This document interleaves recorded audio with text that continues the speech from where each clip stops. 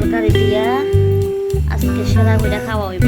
তোমরা সঙ্গে থাকবা, ওল তরকারি দিয়ে খাওয়া হইব, তোমাদের দেখানো হইব। তোমরা তো খাইতে পারতে না,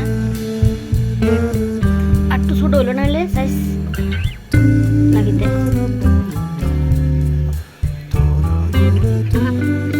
আর একটু ছোট করলে মনে হয় বেটার হইতো। সিমের মিষ্টি দিয়া ওল দিয়া খাইতে কি স্বাদ, সেরা লাগে।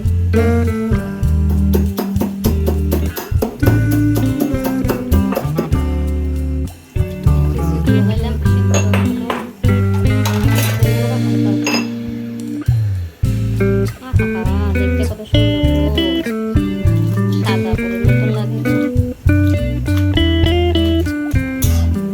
আলু আর সিমের বিচি সিদ্ধ হয়ে গেল, এখন দিয়া ওল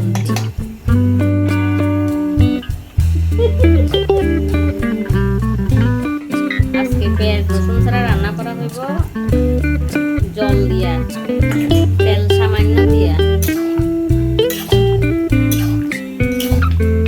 অন্য লেভেলের আজকে ওল রান্না করা হবে, অন্য লেভেলে খাইয়া কইবা। কাঁচামরিচ দিয়ে দিলাম, দুইটা আস্তা দিয়ে দিলাম, যার প্রয়োজন হবো সেই পরে টিক্কা টুকা লইয়া খাইব। হলদি দিয়ে লাইলাম একটু, লবণ দিয়ে লাইলাম একটু, একটুখানি জিরা দিলাম আর একটুখানি ধনিয়া পাউডার দিলাম। তোমরা কেউ খাইছো নি এমনে কইবা, কমেন্টে অবশ্যই লেখা জানাইবে আমারে। সবজিটারে একটা পাত্রে নামাইয়া লইলাম, এখন এটারে সম্বার দেওয়া হবে। তেজপাতাটা নাই, শুকনো লঙ্কা দিলাম, এখন একটু গরম মশলা দিয়ে দিলাম সম্বারে।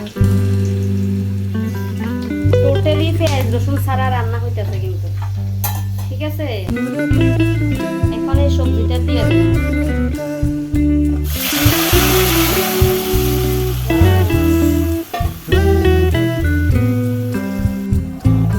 ভিডিও যে কত কষ্ট করে বানাই আনি গো, আপনারা একটা লাইক করেন না, এটাই তো। লাইক দিয়ে একটা কষ্ট করি, আমার দিকে চাই আসবেন।